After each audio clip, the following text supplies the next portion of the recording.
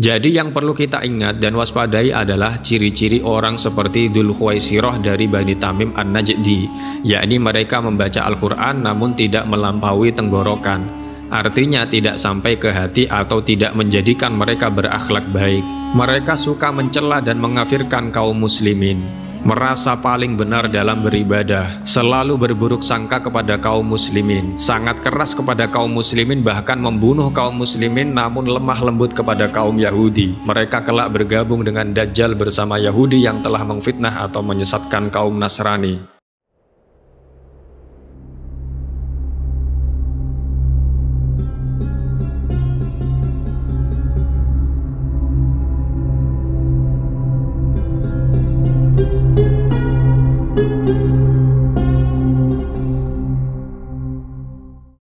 Assalamualaikum warahmatullahi wabarakatuh, sahabat-sahabat muslim yang dirahmati Allah subhanahu wa ta'ala.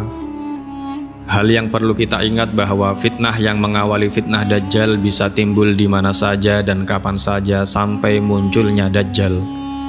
Fitnah dari arah timur adalah fitnah dari orang-orang seperti Dzul Khuwaisirah dari Bani Tamim An-Najdi. Orang-orang seperti Dzul Khuwaisirah adalah orang-orang yang pemahamannya telah keluar dari pemahaman mayoritas kaum muslimin dan disebut kaum Khawarij. Khawarij adalah bentuk jamak dari Kharij yang artinya keluar. Sosok Dzul Khuwaisirah dari Bani Tamim An-Najdi bukanlah fiktif. Banyak hadis yang menjelaskan sosok Dzul Khuwaisirah dari Bani Tamim An-Najdi untuk kita ambil pelajaran dan hindari. Contoh hadis yang menjelaskan bahwa Dzul Khuwaisirah dari kabilah Bani Tamim, mereka yang merasa paling benar sehingga menghardik Rasulullah Shallallahu Alaihi Wasallam, telah bercerita kepada kami, Abu Al-Yaman telah mengabarkan kepada kami Syu'ab bin Az-Zuhri berkata, telah mengabarkan kepadaku Abu Salamah bin Abdurrahmah bahwa Abu Sa'id Al-Khudri radhiyallahu anhu berkata, ketika kami sedang bersama Rasulullah Shallallahu Alaihi Wasallam yang sedang membagi-bagi pembagian harta, datang Dzul Khuwaisirah, seorang laki-laki dari Bani Tamim, lalu berkata, wahai Rasulullah, tolong engkau berlaku adil. Maka beliau berkata, celaka kamu, siapa yang bisa berbuat adil kalau aku saja tidak bisa berbuat adil? Sungguh kamu telah mengalami keburukan dan kerugian jika aku tidak berbuat adil. Kemudian Sayyidina Umar berkata, wahai Rasulullah, izinkan aku untuk memenggal batang lehernya. Beliau berkata, biarkanlah dia, karena dia nanti akan memiliki teman-teman yang salah seorang dari kalian memandang remeh sholatnya dibanding sholat mereka, puasanya dibanding puasa mereka. Mereka membaca Al-Quran namun tidak sampai ke tenggorokan mereka. Mereka keluar dari agama seperti melesatnya anak panah dari target. Contoh hadis yang menjelaskan bahwa Dzul Khuwaisirah dari Najd, mereka yang membunuh orang-orang Islam dan membiarkan para penyembah berhala. Abu Sa'id Al-Khudri berkata, ketika Ali bin Abi Thalib berada di Yaman, dia pernah mengirimkan emas yang masih kotor kepada Rasulullah Shallallahu Alaihi Wasallam. Lalu emas itu dibagi-bagikan oleh Rasulullah Shallallahu Alaihi Wasallam kepada 4 kelompok, yaitu kepada Aqra' bin Habis Al-Handhali, Uyainah bin Badr Al-Fazari, Alqamah bin Ulathah Al-Amiri, termasuk Bani Kilab dan Zaid Al-Khair At-Ta'i, dan salah satu Bani Nabhan. Abu Sa'id berkata, orang-orang Quraisy marah dengan adanya pembagian itu. Kata mereka, kenapa pemimpin-pemimpin Najd yang diberi pembagian oleh Rasulullah dan kita tidak dibaginya? Maka Rasulullah SAW pun menjawab, sesungguhnya aku lakukan yang demikian itu untuk membujuk hati mereka. Sementara itu, datanglah laki-laki berjenggot tebal, pelipis menonjol, matanya cekung, dahi menjorok dan kepalanya digundul. Ia berkata, wahai Muhammad, takutlah Anda kepada Allah. Rasulullah SAW bersabda, siapa pulakah lagi yang akan mentaati Allah jika aku sendiri telah mendurhakainya? Allah memberikan ketenangan bagiku atas semua penduduk bumi. Maka apakah kamu tidak mau memberikan ketenangan bagiku? Abu Sa'id berkata, setelah orang itu berlalu, maka seorang sahabat, yakni Khalid bin Al-Walid, meminta izin kepada Rasulullah SAW untuk membunuh orang itu. Maka Rasulullah SAW pun bersabda, Dari kelompok orang ini akan muncul nanti orang-orang yang pandai membaca Al-Quran tetapi tidak sampai melewati kerongkongan mereka. Bahkan mereka membunuh orang-orang Islam dan membiarkan para penyembah berhala. Mereka keluar dari Islam seperti panah yang meluncur dari busurnya. Seandainya aku masih mendapati mereka, akan kumusnahkan mereka seperti musnahnya kaum Ad.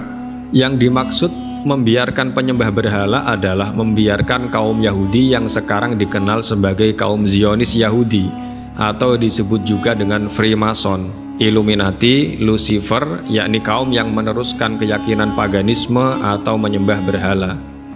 Allah Ta'ala berfirman yang artinya, dan setelah datang kepada mereka seorang Rasul dari sisi Allah yang membenarkan apa yang ada pada mereka, sebagian dari orang-orang yang diberi kitab Taurat melemparkan kitab Allah ke belakang punggungnya, seolah-olah mereka tidak mengetahui bahwa itu adalah kitab Allah, dan mereka mengikuti apa yang dibaca oleh syaitan-syaitan pada masa kerajaan Sulaiman, dan mereka mengatakan bahwa Sulaiman itu mengerjakan sihir, padahal Sulaiman tidak kafir, tidak mengerjakan sihir.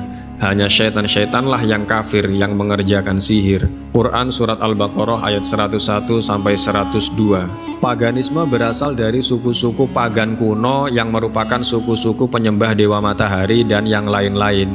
Mereka berkeyakinan bahwa alam Tuhan itu berada di langit, yakni alam dewa-dewa. Alam dewa selalu dikaitkan dengan alam tinggi yang dipersepsi berada di langit dalam arti ruang yang sesungguhnya.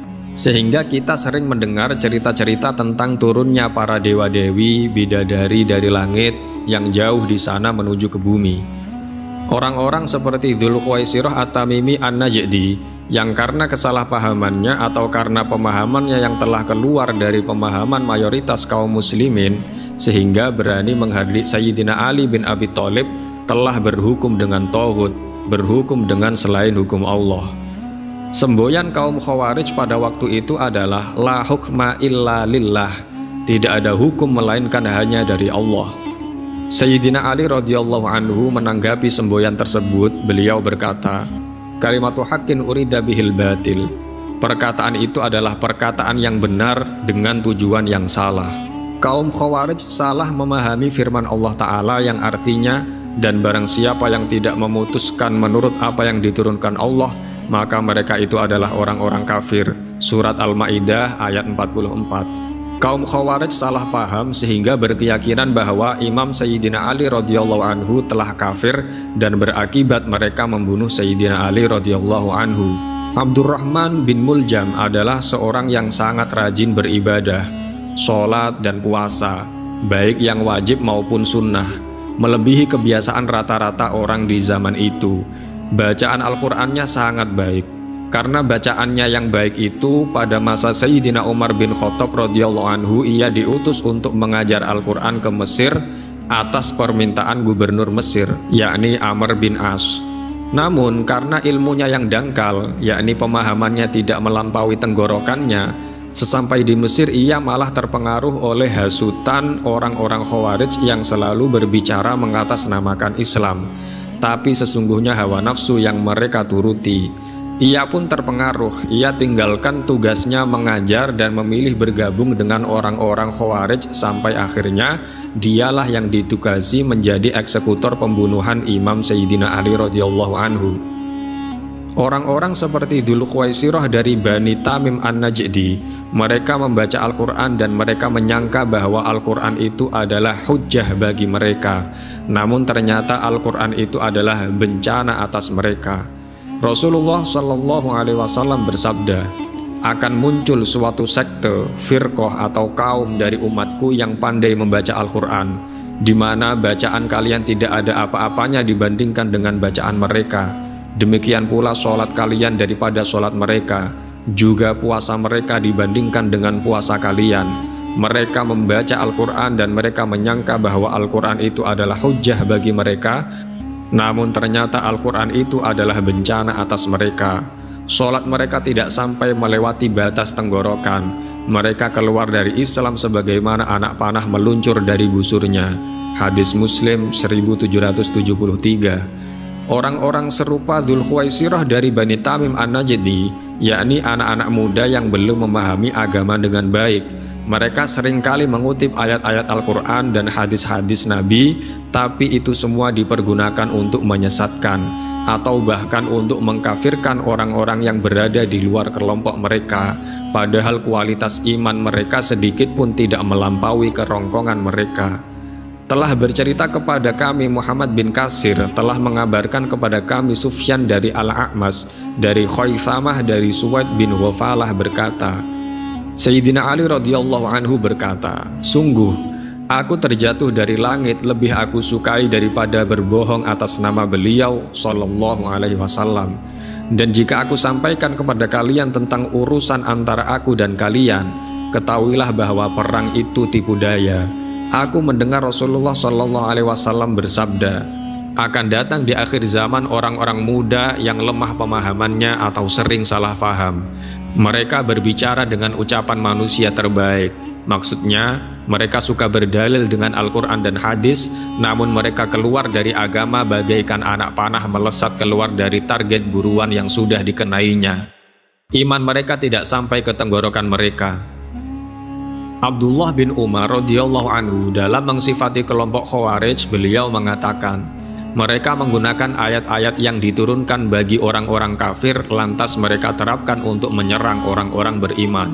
Dalam kitab Sahih Bukhari jilid 4 halaman 197. Jadi yang perlu kita ingat dan waspadai adalah ciri-ciri orang seperti Dzul Khuwaisirah dari Bani Tamim An-Najdi, yakni mereka membaca Al-Quran namun tidak melampaui tenggorokan. Artinya tidak sampai ke hati atau tidak menjadikan mereka berakhlak baik. Mereka suka mencela dan mengkafirkan kaum muslimin, merasa paling benar dalam beribadah, selalu berburuk sangka kepada kaum muslimin, sangat keras kepada kaum muslimin, bahkan membunuh kaum muslimin, namun lemah lembut kepada kaum Yahudi. Mereka kelak bergabung dengan Dajjal bersama Yahudi yang telah memfitnah atau menyesatkan kaum Nasrani. Dewi Aisyah berkata, Rasulullah masuk ke kamarku dalam keadaan aku sedang menangis.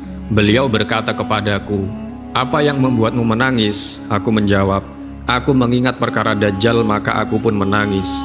Rasulullah SAW berkata, jika dia keluar sedang aku masih berada di antara kalian, niscaya aku akan mencukupi kalian. Jika dia keluar setelah aku mati, maka ketahuilah Rob kalian tidak buta sebelah. Dajjal keluar bersama orang-orang Yahudi Asbahan hingga datang ke Madinah dan berhenti di salah satu sudut Madinah. Madinah ketika itu memiliki 7 pintu. Tiap celah ada 2 malaikat yang berjaga. Maka keluarlah orang-orang jahat dari Madinah mendatangi Dajjal. Dajjal tidak dapat melampaui Madinah, namun orang-orang seperti Dzul Khuwaisirah dari Bani Tamim An-Najdi akan keluar dari Madinah menemui Dajjal. Oleh karenanya orang-orang seperti Dzul Khuwaisirah dari Bani Tamim An-Najdi yang merupakan korban hasutan atau korban Ghazwatul Fikri atau perang pemahaman dari kaum Zionis Yahudi akan selalu membela, bekerja sama dan mentaati kaum Zionis Yahudi. Mereka sangat mengkhawatirkan atau tepatnya berprasangka buruk kepada kaum muslimin bahwa kaum muslimin telah melakukan perbuatan syirik. Sedangkan Nabi kita, Sayyidina Muhammad Rasulullah SAW, bukannya mengkhawatirkan umatnya berbuat syirik, namun beliau lebih mengkhawatirkan umatnya egois, individualis, dan berlomba-lomba dengan kekayaan bumi, harta dunia, dan kekuasaan. Rasulullah SAW bersabda, aku lebih dahulu wafat daripada kalian, dan aku menjadi saksi atas kalian, dan aku, demi Allah, sungguh aku melihat telagaku sekarang, dan aku diberi kunci-kunci perbendaharaan bumi atau kunci-kunci bumi. Demi Allah, aku tidak mengkhawatirkan kalian akan berbuat syirik sepeninggalku, namun yang aku khawatirkan atas kalian adalah kalian berlomba-lomba mendapatkannya. Hadis Bukhari 6102. Rasulullah SAW bersabda, aku lebih dahulu wafat daripada kalian, dan aku menjadi saksi atas kalian, dan aku, demi Allah, sungguh telah melihat telagaku sekarang, dan aku diberi kunci-kunci perbendaharaan bumi atau kunci-kunci bumi. Demi Allah, aku tidak mengkhawatirkan kalian akan berbuat syirik sepeninggalku, namun yang justru aku khawatirkan atas kalian adalah kalian bersaing terhadap kekayaan-kekayaan bumi. Hadis riwayat Bukhari 5946. Rasulullah SAW bersabda, aku mendahului kalian ke telaga. Lebar telaga itu sejauh antara Ailah ke Jaufah. Aku tidak khawatir bahwa kalian akan kembali musyrik sepeninggalku, tetapi yang aku takutkan ialah kamu terpengaruh oleh dunia. Kalian berlomba-lomba untuk mendapatkannya kemudian saling membunuh, dan akhirnya kalian musnah seperti kemusnahan umat sebelum kalian. Hadis riwayat Muslim 4249. Rasulullah Shallallahu Alaihi Wasallam bersabda, "Sungguh demi Allah, bukanlah kefakiran yang aku khawatirkan dari kalian, tetapi yang aku khawatirkan atas kalian adalah bila kalian telah dibukakan harta dunia sebagaimana telah dibukakan kepada orang-orang sebelum kalian, lalu kalian berlomba-lomba untuk memperebutkannya sebagaimana mereka berlomba-lomba memperebutkannya, sehingga harta dunia itu membinasakan kalian sebagaimana telah membinasakan mereka." Hadis riwayat Bukhari 2924. Rasulullah Shallallahu Alaihi Wasallam berkata kepada kaum Ansor, "Sepeninggalku nanti akan kalian jumpai sikap atharoh, sikap egoisme, individualisme, orang yang mementingkan dirinya sendiri dan kelompoknya. Maka bersabarlah kalian hingga kalian berjumpa denganku dan tempat yang dijanjikan untuk kalian adalah telaga Al-Haud di surga." Hadis riwayat Bukhari 350. Kaum muslim dibentengi dari perbuatan syirik dengan kalimat syahadat dan firman Allah Ta'ala yang diulang-ulang disebutkan setiap hari, yakni yang artinya, "Hanya Engkaulah yang kami sembah dan hanya kepada Engkaulah kami meminta pertolongan." Surat Al-Fatihah ayat 5. Maka dari itu kita harus terus meningkatkan kewaspadaan terhadap upaya Ghazwatul Fikri atau perang pemahaman yang dilancarkan oleh kaum Zionis Yahudi hingga suatu zaman yang dikabarkan oleh Rasulullah Sallallahu Alaihi Wasallam. Telah menceritakan kepada kami Qutaibah bin Sa'id, telah menceritakan kepada kami Ya'qub bin Abdurrahman dari Suhail, dari ayahnya dari Abu Hurairah, Rasulullah Sallallahu Alaihi Wasallam bersabda, "Kiamat tidak terjadi hingga kaum muslim memerangi Yahudi, lalu kaum muslimin membunuh mereka, hingga orang Yahudi bersembunyi di balik batu dan pohon. Batu atau pohon berkata, 'Hai muslim, hai hamba Allah, ini orang Yahudi di belakangku, kemarilah, bunuhlah dia.' Kecuali pohon Ghorqot, ia adalah pohon Yahudi." Alhamdulillahirrahmanirrahim. Demikianlah pembahasan tentang fitnah sebelum munculnya Dajjal yang diambil dari makalah Aswaja. Apabila banyak kesalahan, mohon maaf yang sebesar-besarnya. Al-haqqu min rabbika fala takunanna minal mumtarin. Wassalamualaikum warahmatullahi wabarakatuh.